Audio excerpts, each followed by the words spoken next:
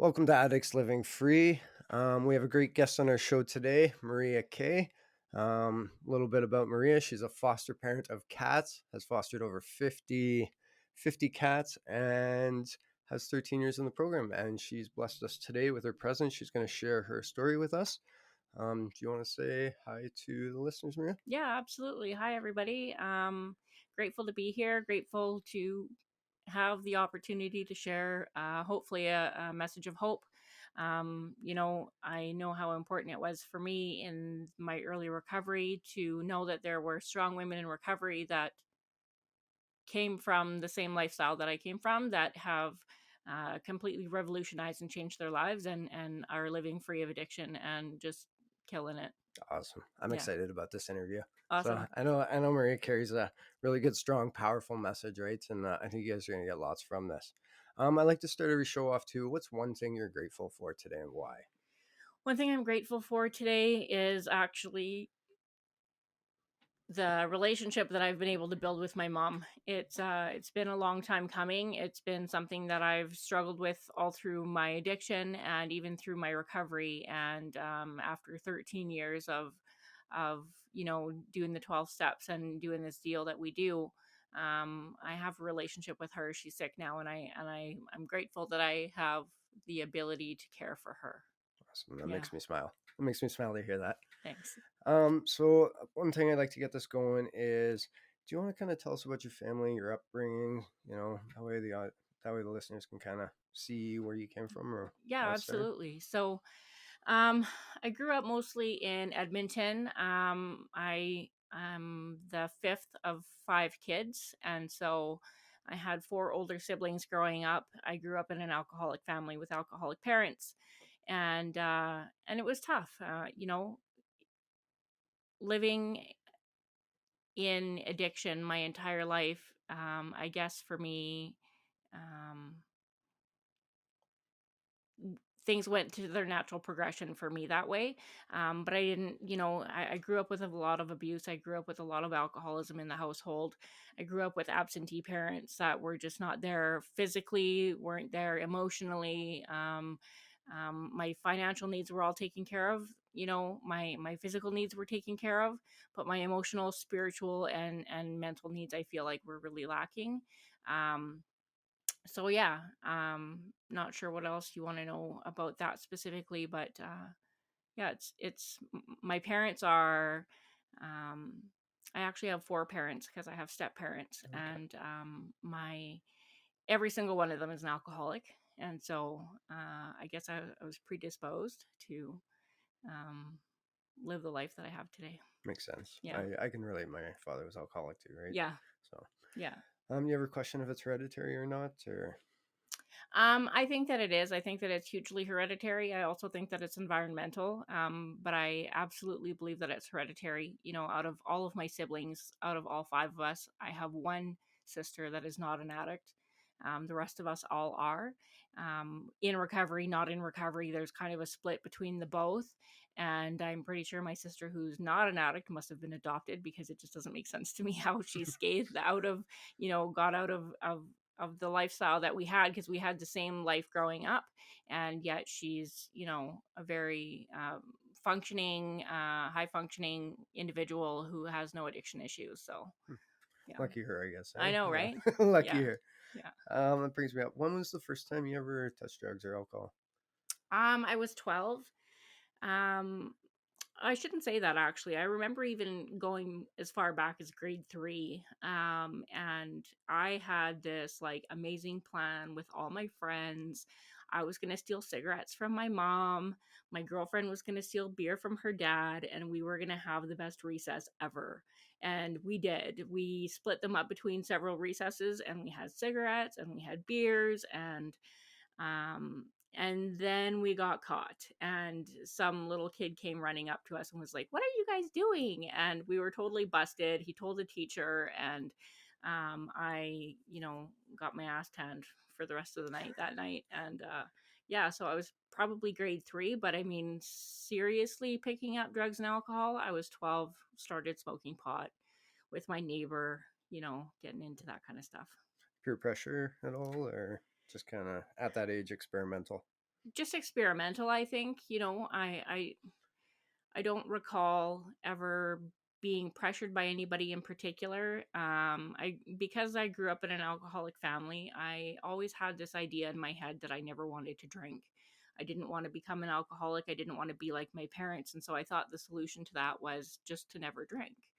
I never imagined in my life that there is such a thing called cross addiction. I didn't know that addiction has more to do with the behaviors than the substance, and Mm, that, you know, so I believe that I was predisposed to addiction, even though I had like this intense desire to never be like my parents were.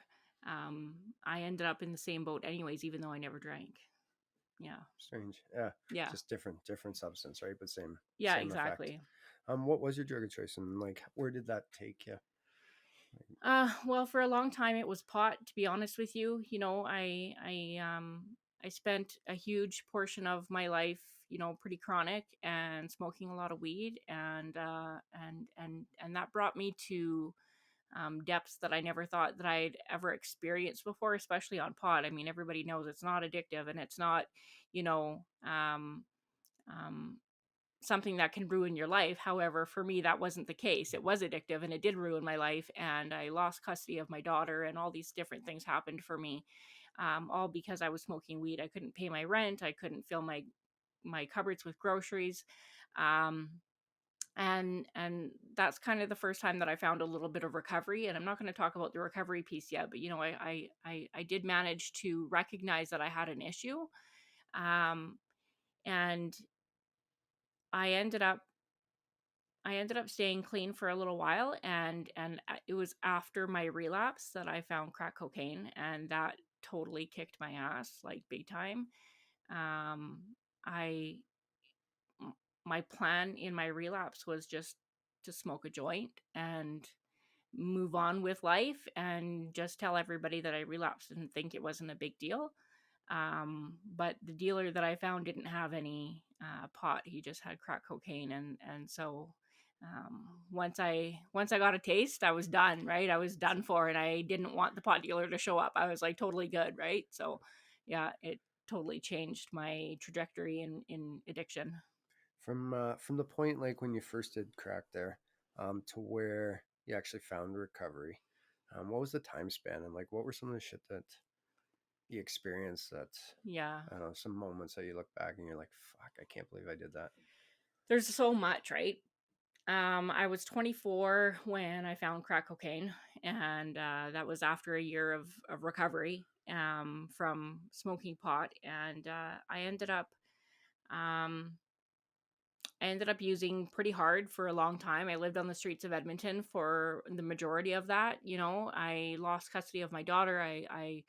I divorced my husband. I ended up on the streets, and I took myself to the depths of being willing to do everything and anything I had to get more. And um, I know we're not really talking about bottom quite yet, but like some of the things that I experienced and some of the places that I had been, I wonder how they didn't end up being my bottom. Like losing custody of my daughter, for one, was huge for me. I When I was a young woman, a young lady, I was told that I'd never have kids and that my chance of conceiving was very, very low. And yet, I was willing to um, completely abandon my daughter in order to get loaded. And so I spent most of my addiction um, away from her. And I had completely abandoned her, and nothing mattered more to me than the straw that piped the needle, right? That's one of the sayings that we use in Cocaine Anonymous, and that's fellowship that I belong to now. But yeah, I have some really wicked recollections of things that I had done and places that I've been, and I guess for me, some of that was um, I remember this one day sitting outside of a Mac store, and I, was so broken and I was so lost. I had been to this girl's house and she kicked me out, and I had nowhere to go and I didn't know what to do. And I was in Mill Woods, but I didn't know Mill Woods very well at that time.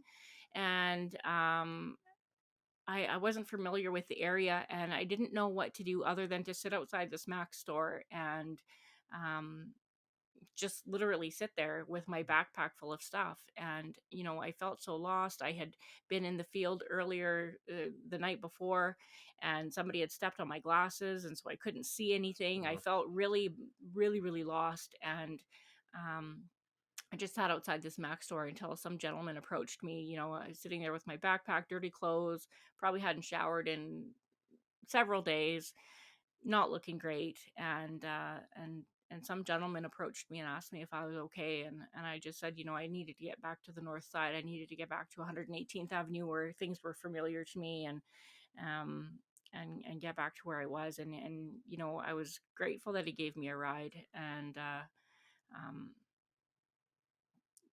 that could have been a really scary situation, and yet I came out of it okay. And you know I don't know if I certainly didn't know it then, but I believe today that I had a higher power that was looking out for me and kept me safe, because I found myself in precarious situations all the time, and yet I always came out unscathed. Um, I yeah, think I think our higher power, God, whatever you want to call it, He's looking out for us. Like there's another there's another chance for us here.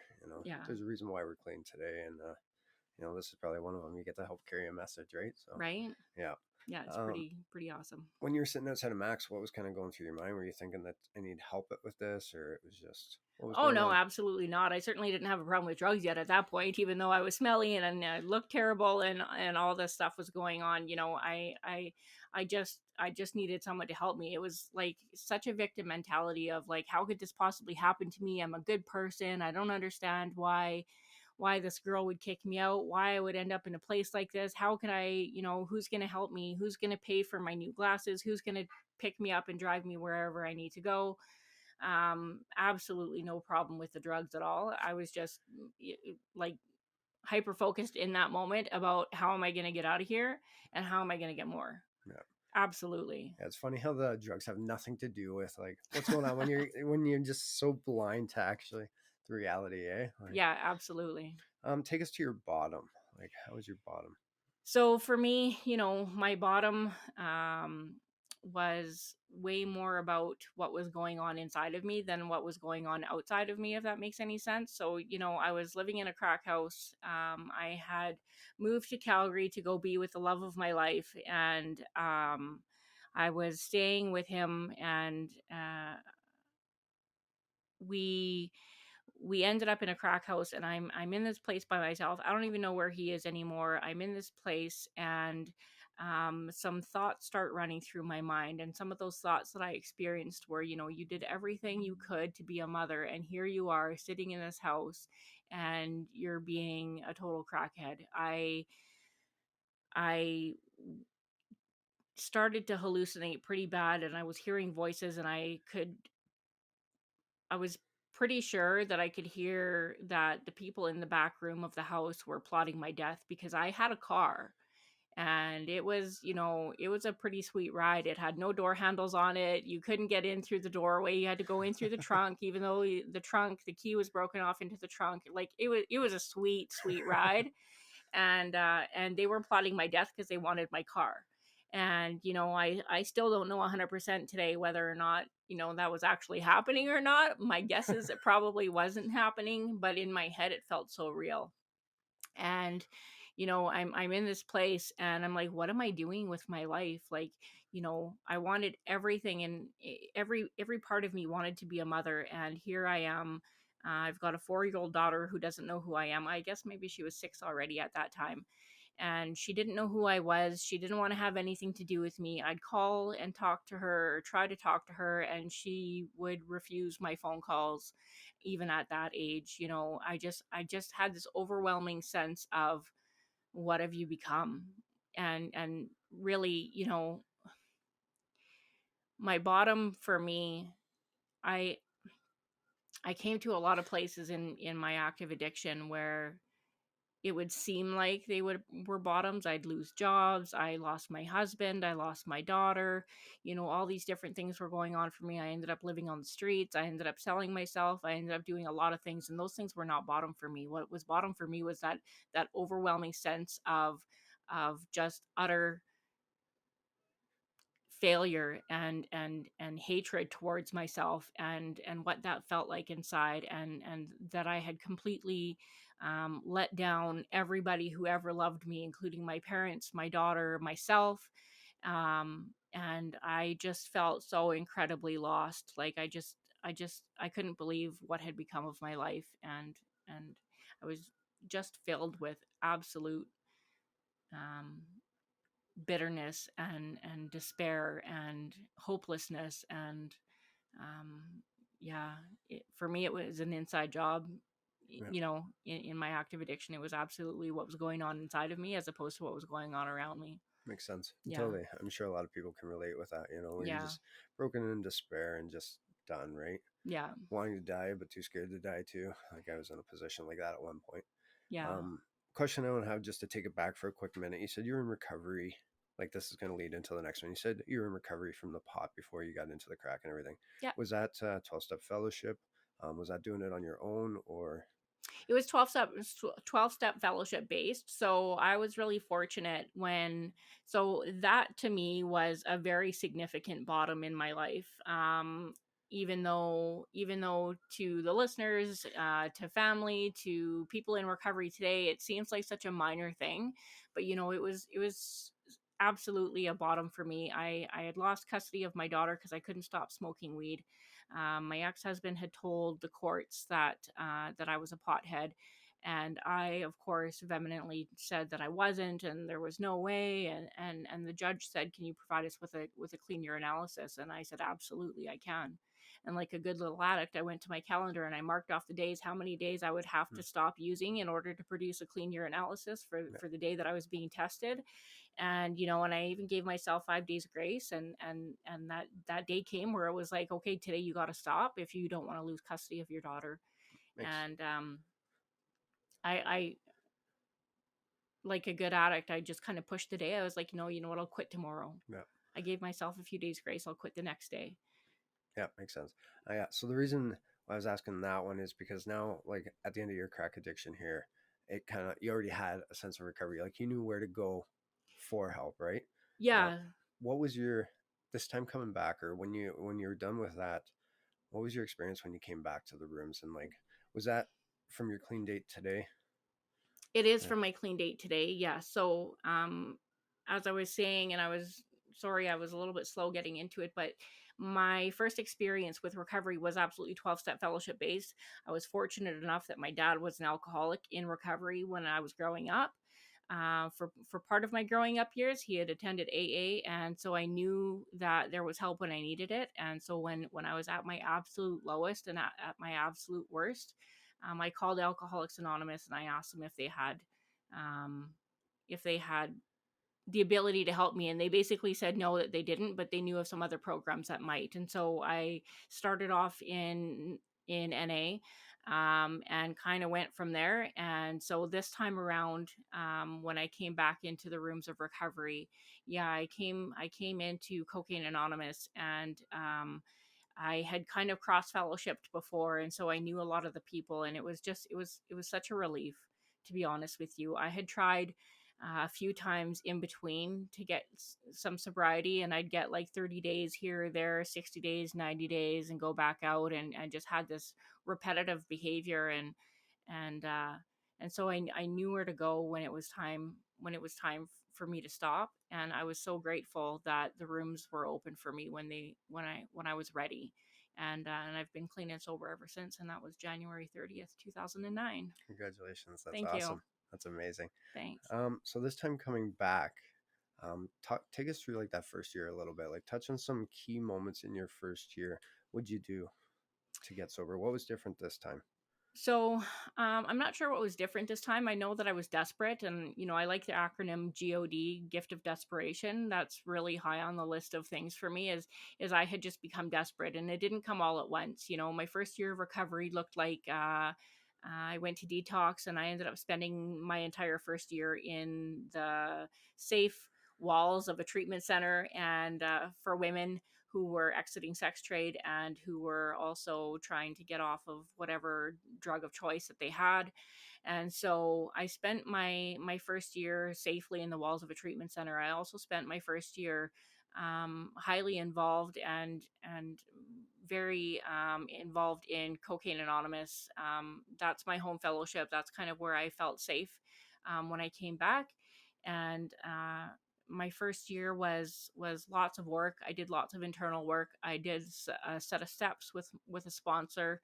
Um, I did all the work. So the treatment center that I was in was based out of Calgary, and it was like full time. It was like 9 a.m. to 4 p.m., Monday to Friday, every day in class doing um, different things like self-esteem building, budgeting, learning how life skills, Yep. right? Just basic life skills. And so I feel very, very fortunate that I had that opportunity. 6 months into being there, I was like, fuck this, I don't need this place, and I'm out of here because you guys don't know. And they were like, where are you gonna go? And I was like, I literally have nowhere to go. I have burnt every bridge in my life. And that's kind of was a turning point for me when I became more willing than I probably was when I first got there, Mm. because I knew that I was beat. Yep. Yeah. Nice. Well, I'm Yeah. glad it worked anyways, Thank right? you. Like, glad you had that moment of clarity where you're like, fuck, I don't want to go nowhere. You know, Yeah, like I'm so I'm here. the one of the treatment center ladies told me that I had a sense of entitlement, and I didn't know what that meant. I literally had to look it up in the dictionary, and I didn't understand. And it was is I try to keep that in mind today, and try my best to stay humble, but I still have that sense of entitlement where I think the rules don't apply to me. I'm smarter than everybody else. I should get special privileges because don't you know who I think I am, right? And the reality is that the rules do apply to me. um you know it's funny because we live in this world right now of rules, and there's so many rules, Hmm. and I don't necessarily agree with any of them or some of them or all of them. um but I follow them because I'm no different than anybody else, and the rules apply to me just like everybody else. So So true. Well yeah. said. Yeah. Well said. What was your transition like out of the recovery house to normal life? It was fun. It was scary. So I started out in my addiction and before my addiction as like a waitress and a bartender, and that was the only thing that I knew how to do. And so all of a sudden, after a year of recovery and living in these safe walls, it was like it's time for some change. And I obviously needed to become self-sufficient. I needed to learn how to live on my own and all that kind of stuff. And it was terrifying, to be honest with you. I'm grateful for the place that I went through, because it allowed me some safe housing even after the year of treatment. It uh, it had a social enterprise component to it, so I got to learn some real life skills other than bartending and waitressing and drug dealing and turning tricks. So that was great. They taught us some skills on just how to interact in a business world. And so after I completed the program there, I went back to school, and I ended up getting a degree in paralegal studies, and that's what I do now for a living. But yeah, it was scary, and then moving out on my own was a whole nother demon for me, right? Was trying to face that, and how am I going to pay my bills on my own? I come from a background of highly addictive personality and very codependent, and I had never lived on my own. I always had a boyfriend or my parents or somebody to kind of care for me and take care of me, and to kind of foot the bill. And I had never been self-sufficient and responsible for myself before, so that was a little bit scary. But it's made me who I am today, and I couldn't be more grateful for that. So Nice. yeah. What's some advice you'd give to the listeners that were in the same position when they're transitioning from a recovery house out back to the real world? Absolutely take any opportunities that you have to better yourself and to change your life. If you have that opportunity, I truly do believe that. Like, had I gone back to bartending and waitressing and doing the same thing that I was doing before, I don't know where my life would be today. It's a risky lifestyle to be in. And Mhm, it's not to say that everybody comes from that same kind of work life, but the sense of accomplishment that I've received as a result of going back to school and working part time at the time. Actually, I was working full time in school part time, the other way around. Has given me such a sense of like I still today pinch myself all the time because I can't believe where I am today.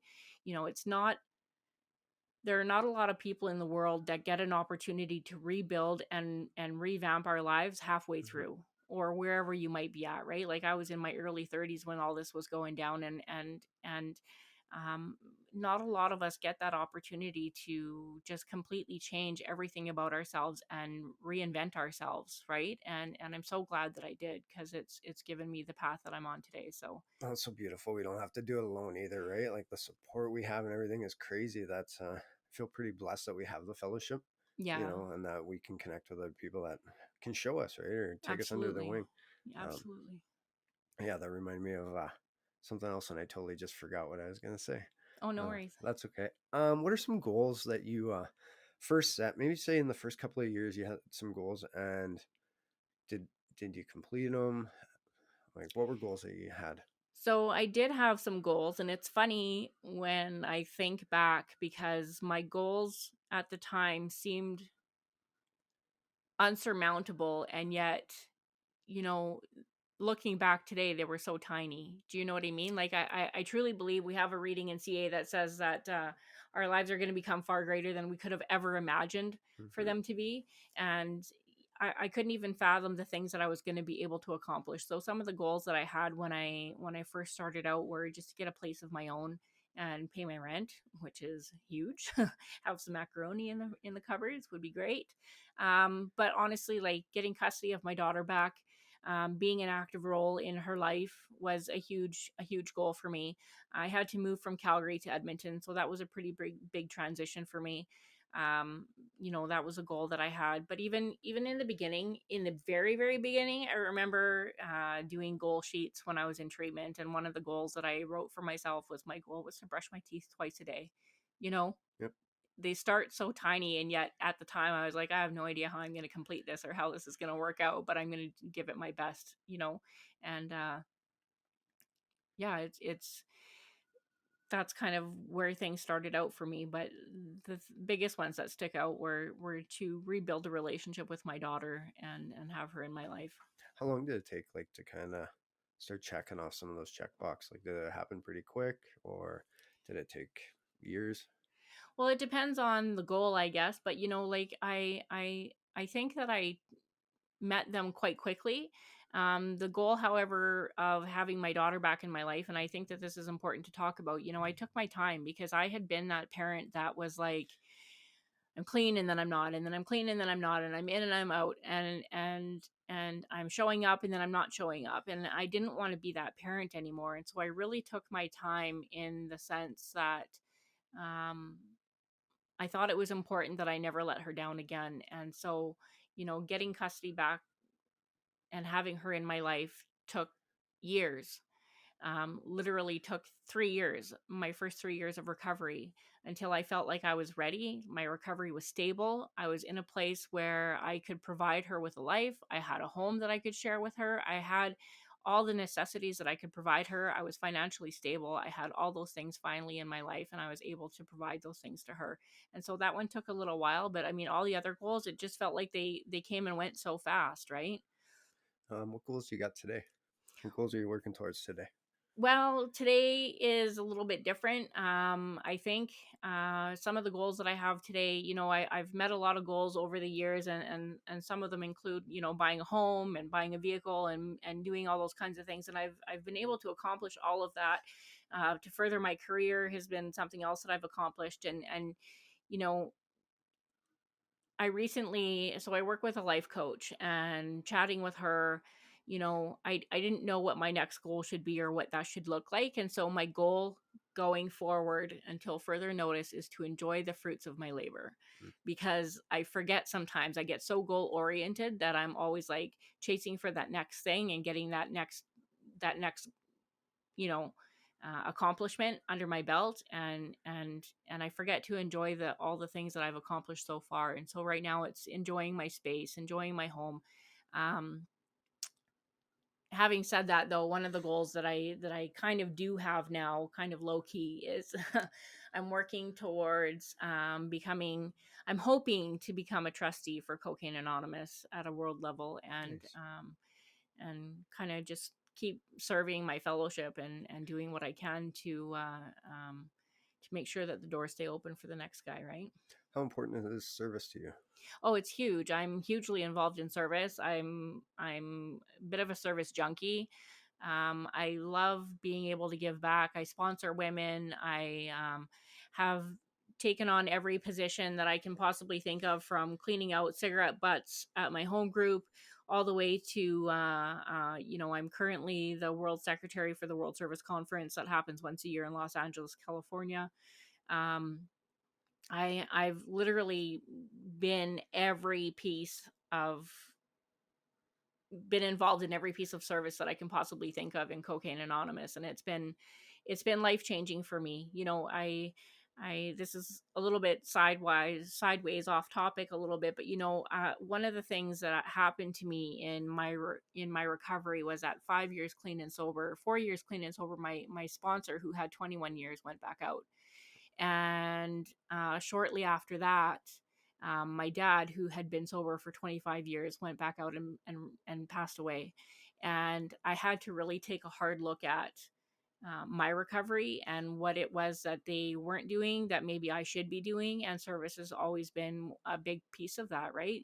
That's one of the things that I truly believe, that at least 25% of my recovery should be focused on giving back to others. Makes sense. That's kind of where I'm at today with this, right? Like Yeah, to carry that message of hope and inspire absolutely. people, right? Um, inspire people. So with that being said, what gets you excited today? Like what life, like what part of life gets you excited?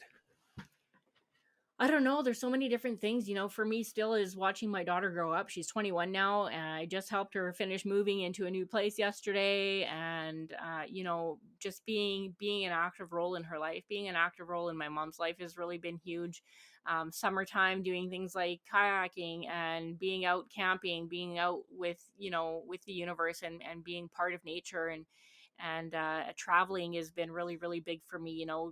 Cocaine Anonymous has afforded me the opportunity to travel in my first few years of recovery, and I got the travel bug or whatever, and I travel all over the world to partake in Cocaine Anonymous events, Nice, and I think that it's amazing. So nice. yeah, it's huge.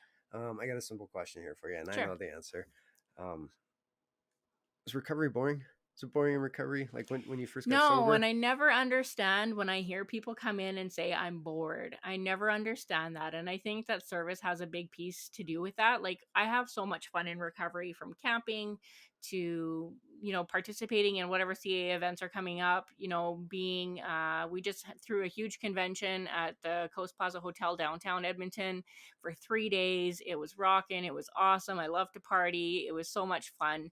Um, I have, I have I feel like I have such an abundant life, and it is so full of so many things that I don't have time to be bored. When I have a few lull moments where I get to like just chill and be with myself, I'm grateful for those moments, because they don't come nearly often enough sometimes, especially when you're a service junkie. But yeah, absolutely. I don't have time for boredom. Nice. Recovery is so full. I agree with you on that one. Yeah, Gave us a life, right? absolutely.